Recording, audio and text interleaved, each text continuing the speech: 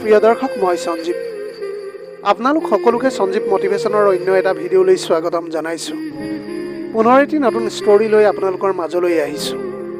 যদিহে হাতত অলপ সময় আছে তেনেহ'লে ভিডিঅ'টি শেষলৈকে শুনিব বুলি আশা ৰাখিলোঁ। আহকচোন এতিয়া ভিডিঅ'টোৰ মাজেৰে বুজিবলৈ চেষ্টা কৰোঁ। খুব কম সময়ৰ পৰাই মই কাম কৰিবলৈ আৰম্ভ কৰিছিলোঁ। এদিন মোৰ অফিচৰ ছাৰে ছুটিৰ পাছত বিশেষ প্ৰশিক্ষণৰ কথা ক'লে আৰু মোক লগত লৈ হোটেল এখনলৈ লৈ গ'ল। আমি হোটেলৰ কোঠা পাওঁতে ছাৰ ফ্ৰেছ হ'বলৈ বাথৰুমলৈ বুলি গুচি গৈছিল। কিন্তু যেতিয়া তেওঁ বাথৰুমৰ পৰা ওলাই আহিছিল, তেওঁক দেখি মই একেবাৰে আচৰিত হৈ পৰিছিলোঁ। কাৰণ তেওঁ মোৰ নাম মীৰা আৰু মই কলেজৰ শেষ বৰ্ষত পঢ়ি আছিলোঁ। সেইটো সময়ত আমাৰ কলেজত স্বপ্না সেৱা নামৰ এটা সংস্থাই গছপুলি ৰোপণৰ অভিযান চলাই আহিছিল। আমাৰ কলেজলৈ আহিছিল সংগঠনৰ কেইজনমান প্ৰতিনিধি। যিহেতু আমি কলেজৰ শেষ বৰ্ষত আছিলোঁ, সেইবাবে অধ্যক্ষই সেই প্ৰতিনিধিসকলৰ লগত আমাক গছ ৰোপণ কৰিবলৈ পঠিয়াই দিলে। গছপুলি ৰোপণ কৰি থাকোঁতে সংগঠনটোৰ এজন প্ৰতিনিধিক মই লগ পালোঁ, যাৰ নাম আছিল অমৰ। গছ ৰোওঁতে কোনোবাই আঘাত পালে মই লগে লগে সহায় কৰিছিলোঁ। মোৰ এই স্বভাৱটো অমৰৰ চকুত পৰিছিল। তেওঁ মোক এখন কাৰ্ড দিছিল আৰু লগতে কৈছিল যে কেইমাহমানৰ পিছত আপোনাৰ কলেজ শেষ হ'ব। কলেজ শেষ হ'লে ইচ্ছা কৰিলে মোৰ লগত কাম কৰিবলৈ পাৰিব। আপোনাৰ স্বভাৱটো বৰ ভাল লাগিল আৰু আৰ্তজনক সহায় কৰিবলৈ আপুনি বৰ আগ্ৰহী। আপোনাৰ লগত একেলগে কাম কৰিলে ভাল লাগিব। অমৰে মোৰ স্বভাৱটো ঠিক চিনাক্ত কৰিছিল। মই সমাজ সেৱাৰ প্ৰতি বৰ আগ্ৰহী আছিলোঁ আৰু সেই কাৰ্ডখন কলেজ শেষ কৰাৰ 2 মাহৰ পিছত ব্যৱহাৰ কৰিছিলোঁ। মোৰ চাকৰিৰ বৰ বিশেষ প্ৰয়োজন নাছিল, কাৰণ কলেজ মোৰ শেষ হোৱাৰ লগে লগে দেউতাই মোক কৈছিল যে তুমি যি কৰিবলৈ মন যায় তুমি কৰিবলৈ পাৰিবা। টকা উপাৰ্জনৰ কোনো বাধ্যবাধকতা নাছিল, কাৰণ দেউতাৰ কাপোৰৰ ব্যৱসায় ভালেই চলি আহিছিল। মা দেউতাৰ একমাত্ৰ ছোৱালী আছিলোঁ মই। দেউতাই মোক সম্পূৰ্ণ স্বাধীনতা দি গৈছিল। সমাজ সেৱাৰ প্ৰতি আকৰ্ষিত হৈ মই অন্য ঠাইত চাকৰি বিচাৰি ফুৰাৰ সলনি প্ৰথমে অমৰক ফোন কৰিলোঁ। সমাজ সেৱাৰ প্ৰতি সকলোৱে আগ্ৰহী নহয় বাবে সংগঠনটোত কাম কৰা লোকৰ সংখ্যা খুবেই কম আছিল। অমৰে লগে লগে মোক তেওঁৰ অফিচলৈ মাতিলে। অমৰে সেই অফিচৰ মুৰব্বী আছিল আৰু ল'ৰা ছোৱালী উভয় প্ৰতিষ্ঠানটোত কাম কৰিছিল। অফিচত বহাৰ লগে লগে তেওঁ মোক ক'লে, আমি যিকোনো সময়তে কোনো গাঁৱলৈ যাবলগীয়া হ'ব পাৰে বা যিকোনো জৰুৰীকালীন অৱস্থা আহিবলৈ পাৰে। ইয়াৰ বাবে আমি সদায় সাজু হৈ থাকিব লাগিব। আমি কিছুমান সংগঠনৰ পৰা ধনো পাওঁ, যাৰ পৰা আপোনাক প্ৰতিমাহে 7,000 টকা দিয়া হ'ব। তেতিয়া মই ক'লোঁ যে অমৰ ছাৰ, মই দৰমহা পাওঁ বা নেপাওঁ তাত একো কথা নাই। মই ইয়ালৈ টকাৰ বাবে নহয়, নিজৰ সন্তুষ্টিৰ বাবেহে কাম কৰিবলৈ আহিছোঁ। অমৰে তেতিয়া মোক হেণ্ডশ্বেক মিলাই আদৰিছিল। সেইদিনাৰ পৰা মই তাত কাম আৰম্ভ কৰিছিলোঁ। প্ৰথম মাহত অমৰে মোক বহু ঠাইলৈ বুলি লৈ গৈছিল। কেতিয়াবা অনাথ আশ্ৰমৰ বাবে চান্দা সংগ্ৰহ কৰিবলৈ আৰু কেতিয়াবা পাহাৰত বসবাস কৰা লোকসকলক সহায় কৰিবলৈ বুলি। এনেকৈ যোৱা এমাহ ধৰি মই এতিয়া অমৰৰ লগত বহু বেলেগ বেলেগ ঠাইলৈ গৈ আছিলোঁ। এমাহৰ পাছত মই অমৰৰ আচৰণৰ পৰিৱৰ্তন অনুভৱ কৰিবলৈ ধৰিলোঁ। তেওঁ মোৰ বহুত কাষ চাপি আহিবলৈ ধৰিলে আৰু মোক জোৰ দি ক'লে যে মই তেওঁৰ লগত কেইদিনমানৰ বাবে ফুৰিবলৈ যাব লাগে। এতিয়া মই কোনো নতুন পুৰুষৰ লগত এনেদৰে যাবলৈ বিচৰা নাছিলোঁ। এদিন মই অফিচত বহি থাকোঁতে দেখিলোঁ মোৰ কলেজৰ বান্ধৱী ৰীণা তালৈ আহিছে। তাই বহুত সলনি হৈ গৈছিল। তাইৰ দামী দামী কাপোৰ কানি, গহনা আৰু তাইৰ লাইফষ্টাইল দেখি মই আচৰিত হৈ পৰিছিলোঁ। তাই আছিল একেবাৰে সাধাৰণ পৰিয়ালৰ এজনী ছোৱালী। আগতে মাকে সৰু সৰু কাম কৰি জীৱিকা উপাৰ্জন কৰিছিল। অমৰৰ কেবিনৰ পৰা ৰীণাই ওলাই আহোঁতে মই গৈ তাইৰ সন্মুখত থিয় হ'লোগৈ। ৰীণা, কলেজ শেষ হোৱা মাত্ৰ 2 মাহ হৈছিলহে। তুমি ইয়াত কিমান দিনৰ পৰা কাম কৰি আছা? তাই তেতিয়া ক'লে যে এই সংস্থাটোৰ বাবেই মোৰ এটা ভাল জীৱনৰ আৰম্ভণি হৈছে। ইয়াত কাম কৰাৰ পিছৰে পৰা মই ভাল টকা পইচা উপাৰ্জন কৰিবলৈ পাৰিছোঁ। মোক দেখি তুমি নিশ্চয় বুজিবলৈ পাৰিছা এতিয়া। আগতে মই শুনিছিলোঁ যে সংগঠনত কাম কৰাটো সদায় কঠিন আৰু তাত কাম কৰা মানুহবোৰ টকা উপাৰ্জনৰ ক্ষেত্ৰত সদায় পিছ পৰি থাকে। অৱশ্যে অমৰৰ এই স্বপ্না সেৱা সংস্থাটোৰ কথাই বেলেগ আছিল। এতিয়া মই বুজিব পৰা নাছিলোঁ যে এই সংগঠনটোত কাম কৰা মানুহবোৰৰ জীৱন কেনেকৈ ইমান ভাল হৈ আহিছে। তাত কাম কৰা ছোৱালীবোৰ কেনেকৈ ইমান সোনকালে ধনী হৈছিল, সেই কথা জানিবলৈ মোৰ এতিয়া কৌতূহল বাঢ়িবলৈ ধৰিছিল। ৰীণাৰ কথাৰ পৰা স্পষ্ট হৈ পৰিছিল যে তাই কেৱল এই সংগঠনত কাম কৰিছিল আৰু আন কলৈকো যোৱা নাছিল। সংগঠনটোৰ কামৰ লগত জড়িত হৈ এমাহ চহৰৰ বাহিৰলৈ গৈ তাত ভাল উপাৰ্জন কৰা বুলি ৰীণাই কৈছিল। তাই মোক ক'লে, তুমিও ওলাই গৈ এবাৰ চাবা, তুমিও এটা ভাল উপাৰ্জন কৰিবলৈ পাৰিবা। ৰীণাৰ পৰামৰ্শ অনুকৰণ কৰি মই মোৰ কামবোৰ সম্পূৰ্ণ মনোযোগেৰে কৰিছিলোঁ। যোৱা 15 দিন মোৰ কোনো বিশেষ কাম নাছিল। প্ৰতিদিনে কোনোবা নহয় কোনোবা এজন ব্যক্তিয়ে সংগঠনৰ কামৰ বাবে আহিছিল। অমৰ ছাৰে সিহঁতৰ লগত কোনোবা ছোৱালীক পঠাইছিল। এতিয়া মোৰ অফিচত কোনো কাম নাছিল আৰু সেইবাবে গোটেই দিনটো মই এনেই বহি আছিলোঁ। এদিন মই অমৰ ছাৰক প্ৰশ্ন কৰিবলৈ ধৰিলোঁ। মই ক'লোঁ, ছাৰ, যোৱা 15 দিন ধৰি মই এনেই বহি আছোঁ, কিয় আপুনি মোক কোনো কাম নিদিয়ে?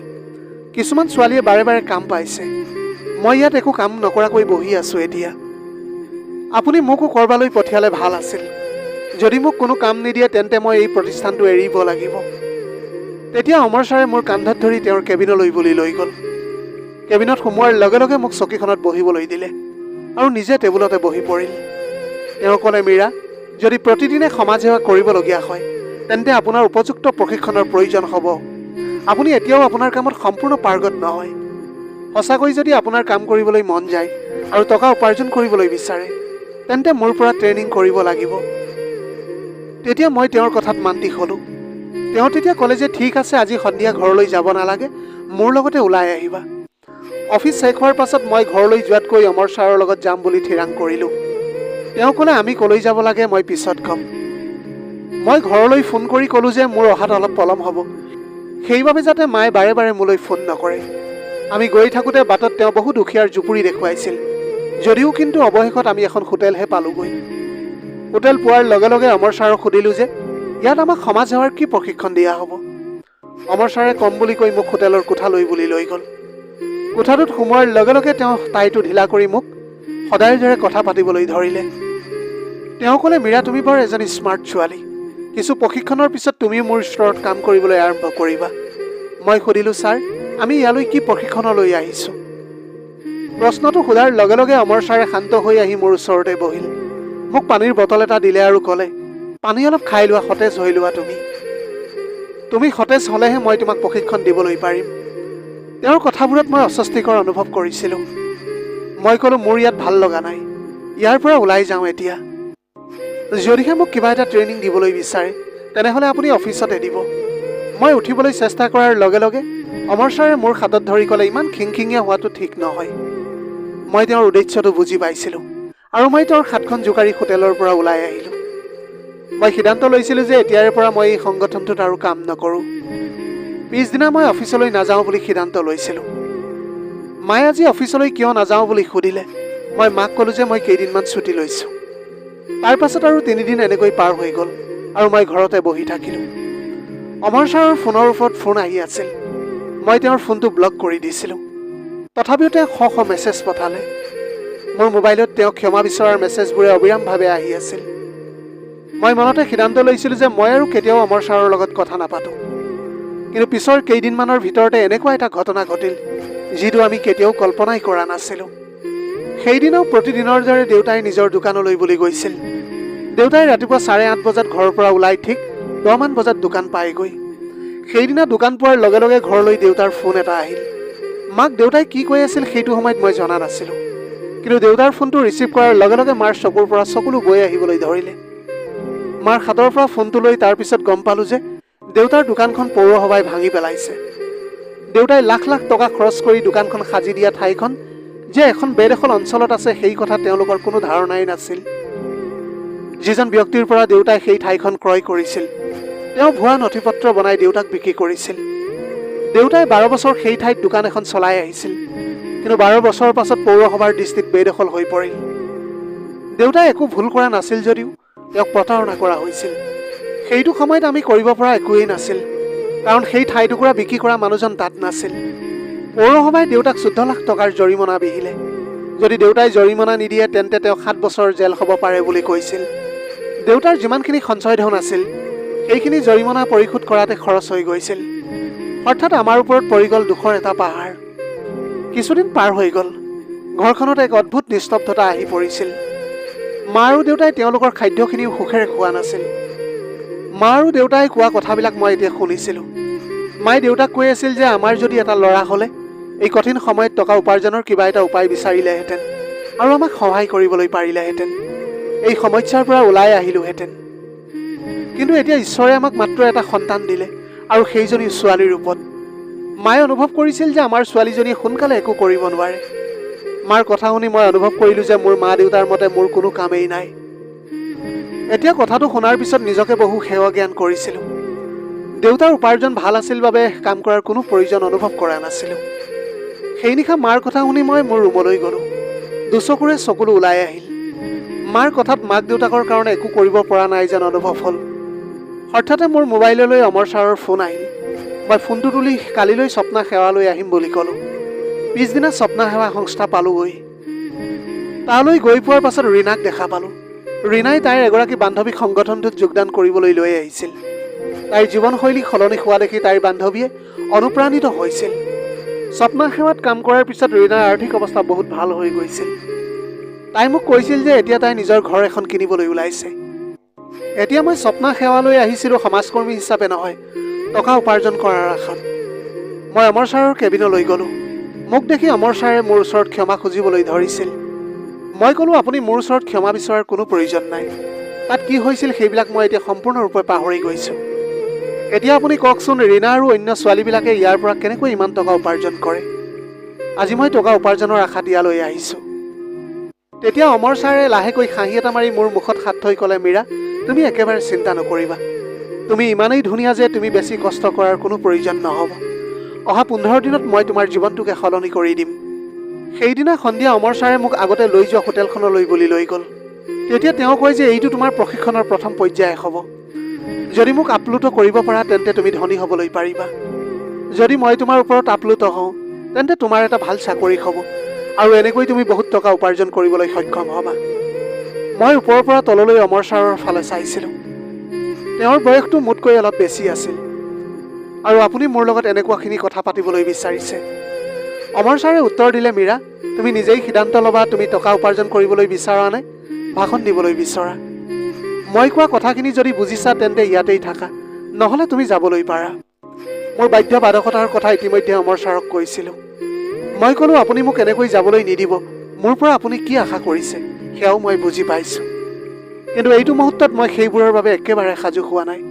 কিন্তু আজি নহ'লে কালিলৈ সেই সম্পৰ্ক নিশ্চয় আমাৰ মাজত গঢ় লৈ উঠিব। কিন্তু মোৰ মনটোৱে যেতিয়ালৈকে মান্তি নহয়, আমি কথা পাতি কিছুদিন এনেকৈ কটাব লাগিব। মই কোৱা কথাখিনিত অমৰে ঠিকেই অনুভৱ কৰিলে।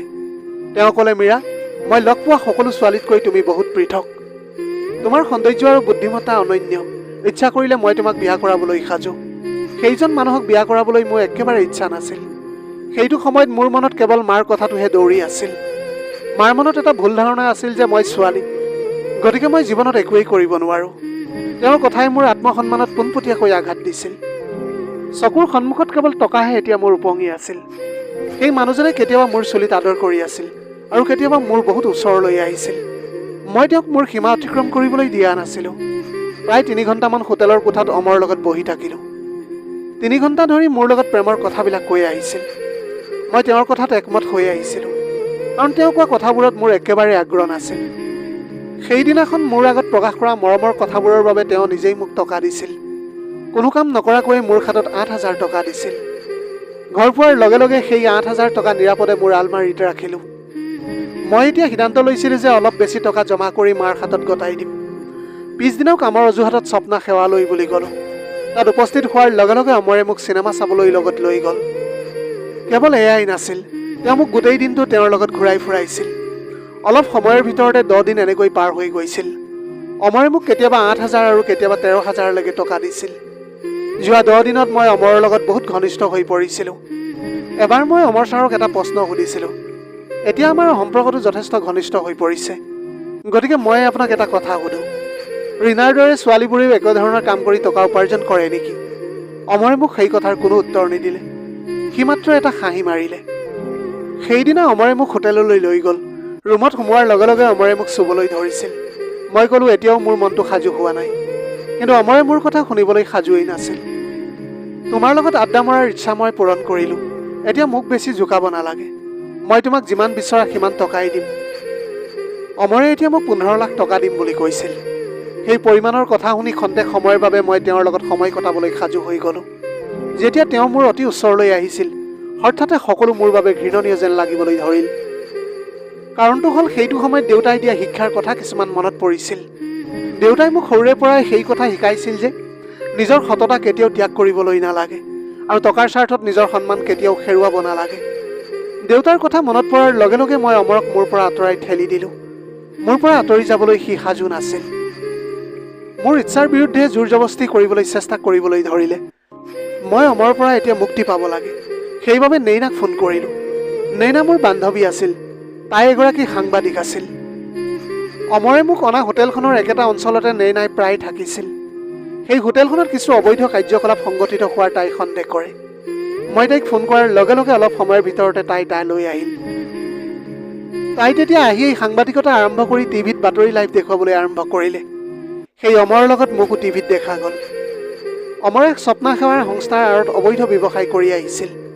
কিছুমান ছোৱালীয়ে সেই কামটো স্বইচ্ছাই কৰি আছিল। অন্য হাতেদি কিছুমানে কৰিবলৈ বাধ্য হৈছিল।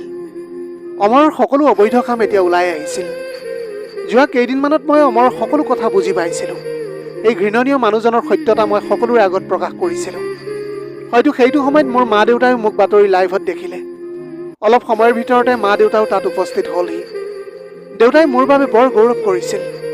তেওঁ ক'লে, আজি মোৰ ছোৱালীয়ে মোক গৌৰৱেৰে বুকু ফুলাই তুলিছে। মুকলি কেমেৰাৰ সন্মুখত প্ৰতাৰক মানুহৰ সঁচা কথাবিলাক কৈ আছে। মই ক'লোঁ, দেউতা, তুমি মোৰ সফলতাত সুখী, কিন্তু মা সুখী নহয়। কাৰণ মায়ে এতিয়াও অনুশোচনা কৰিছে যে মোৰ ছোৱালীৰ পৰিৱৰ্তে কিয় ল'ৰা সন্তান এটা নহ'ল। দেউতাই তেতিয়া উত্তৰ দিলে, মোৰ ছোৱালীয়ে যি সাহস দেখুৱাইছে, চাগে ল'ৰা হ'লেও সেইটো কাম কৰিবলৈ নোৱাৰিলেহেঁতেন। মোৰ ছোৱালীজনী মোৰ বাবে মোৰ ল'ৰাৰ সমকক্ষ। মায়েও মোক লৈ এতিয়া গৌৰৱ কৰিছিল। মাৰ মৰমৰ লগতে দেউতাৰ মূল্যবোধো মোৰ মনত সোমাই পৰিছিল। টকাৰ বাবে নিজৰ সন্মান হেৰুৱাই পেলোৱাটো মোৰ দেউতাৰ শিক্ষা নাছিল। টকাতকৈ মই মা আৰু দেউতাৰ সন্মানক সদায় আগত স্থান দিছিলোঁ। আৰু সেইবাবে এতিয়া সমগ্ৰ চহৰখনতে মোৰ বাবে হাত চাপৰি বাজি উঠিছিল। প্ৰিয় দৰ্শক, টকা উপাৰ্জনৰ পথত কেতিয়াও ভুল আৰু অনৈতিক পদ্ধতিৰ আশ্ৰয় লোৱাটো উচিত নহয়।